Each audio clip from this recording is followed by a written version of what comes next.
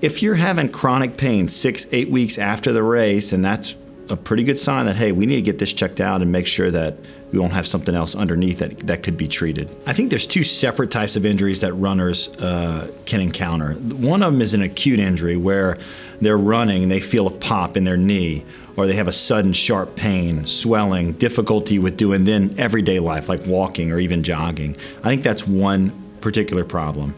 The second type of injury that runners can have, or an overuse type injury. From an overuse standpoint, I think it's important to see an orthopedic surgeon if your training has plateaued. That is, if you felt like you were slowly getting better and better, then all of a sudden it's kind of stayed the same, or if you've decreased your training. When do I know I need to go see a physician? I tell people all the time, use pain as your guide. So, pain is a good thing. It's not a bad thing, because the pain lets us know if something's wrong. And so if this pain persists, and whatever you're doing is not helping, I think usually that lets us know that, hey, okay, maybe this is something more significant than I expected.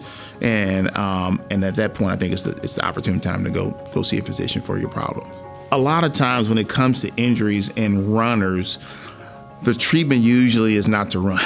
And so it's very, very hard because a lot of those injuries are repetitive injuries. We see this a lot in adolescents where they're constantly playing sports 12 months out of a year. You see the baseball player who's throwing constantly, and they can really wear themselves out. And so I think it's important that you get 2 or 3 months during the year where you're either cross-training, so you're not running and doing another exercise, or just letting your body have some time to rest and rejuvenate. Look for different cardio exercises. Use the bike, use swimming, things that aren't as tough on your bones, but you're still getting the cardiovascular benefits of it.